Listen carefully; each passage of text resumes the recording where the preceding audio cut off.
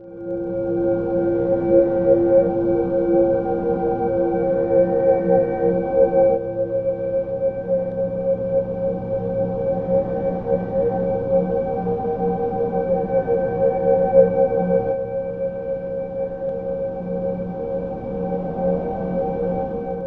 the inner wheel, I don't know if people see the movement of my cursor or not, but I have, here's the sun at 13 Cancer.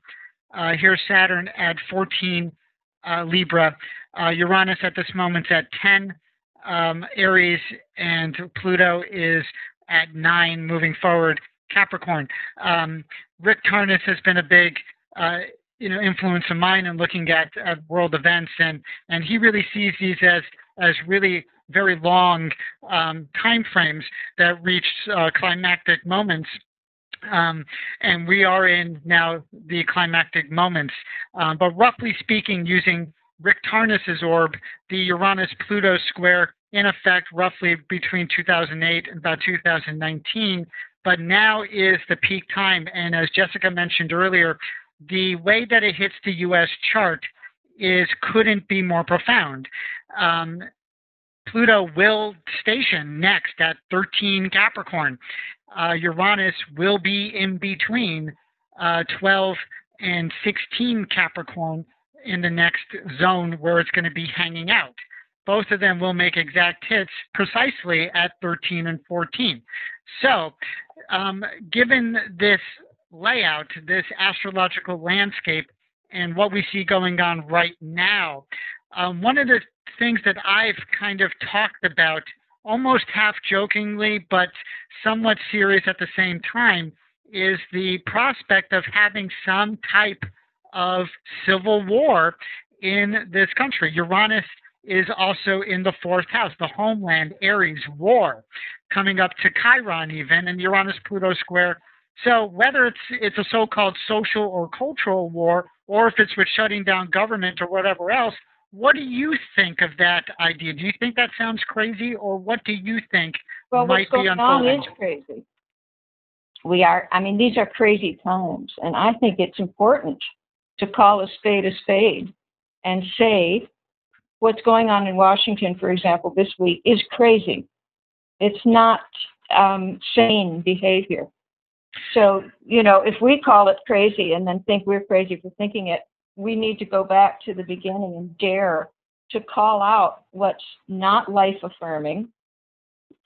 So, what's happening is that we've got a group entity that has all these entrenched patterns, I think probably much more difficult to make, to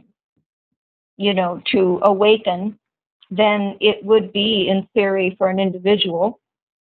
So the group mind is just glued with all these entrenched patterns which are reacting to the Uranus-Pluto, pushing forward, reacting against. There's different types of fear. You mentioned this idea. There's a lunar fear, which is a terror of being unsafe and being wrenched out of the familiar. There's a martial fear.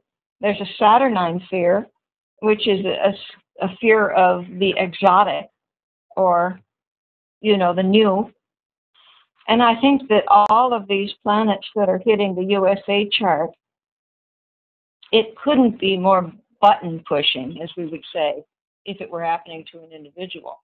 Because that Sun-Saturn square that you've got natally in the Sibley represents the one corner of the U.S. chart that is its most vulnerable. The lesson it's never solved, which is maybe you could say an estrangement from the father. If this were a myth, it would be the myth of the king and his son who is banished. This is the Sun square Saturn if you see it in anybody's chart.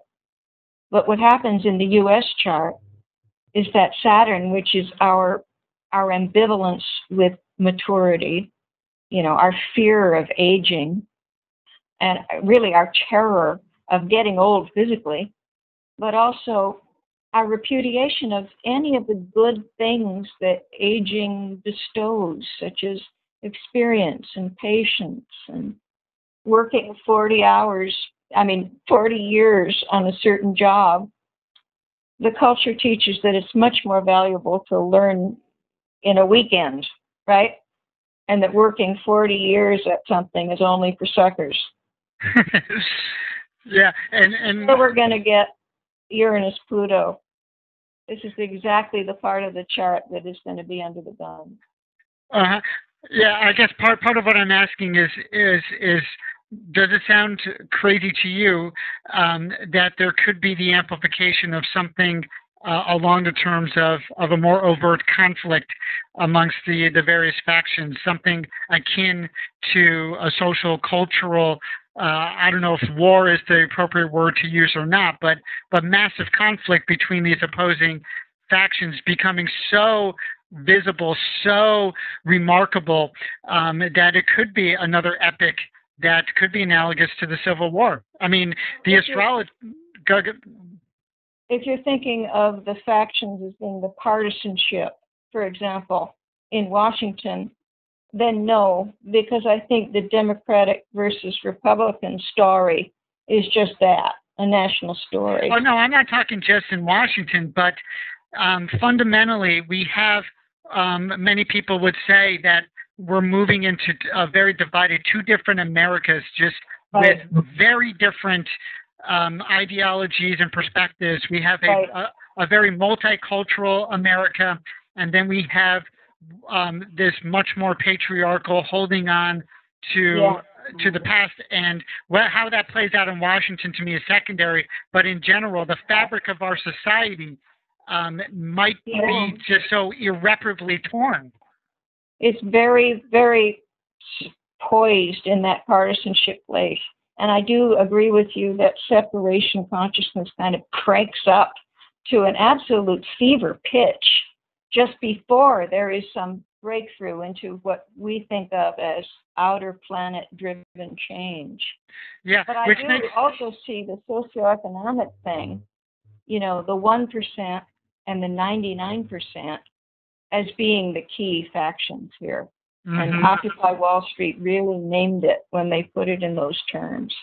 And I also see that Pluto return coming in 2022 as kind of being the showdown for that particular confrontation.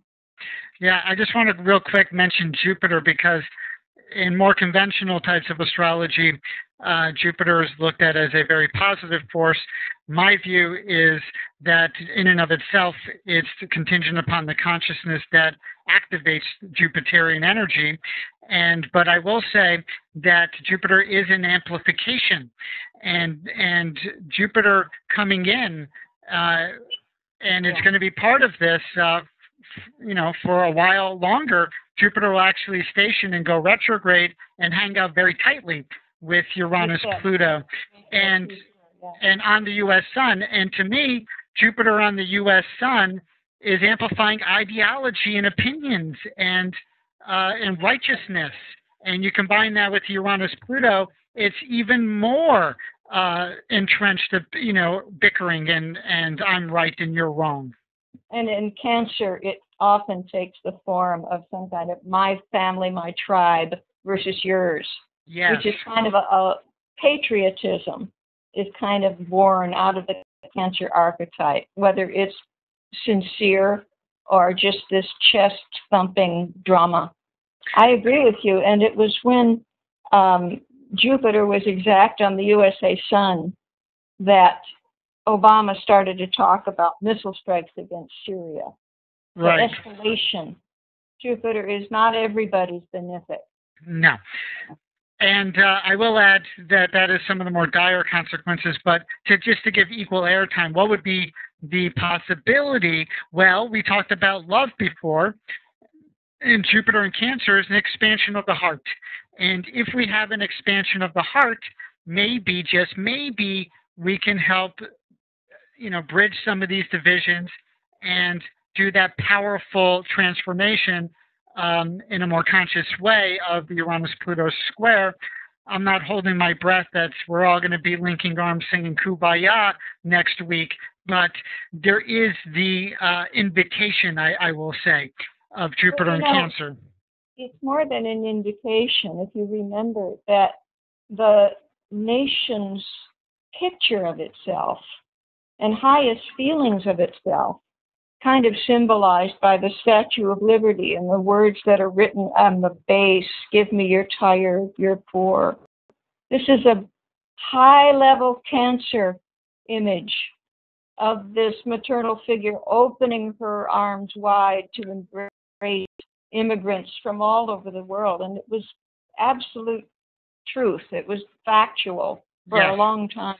And it's one of the more beautiful sort of autobiographical stories that the group mind has about itself, which would be, in theory, relatively easy to live out again.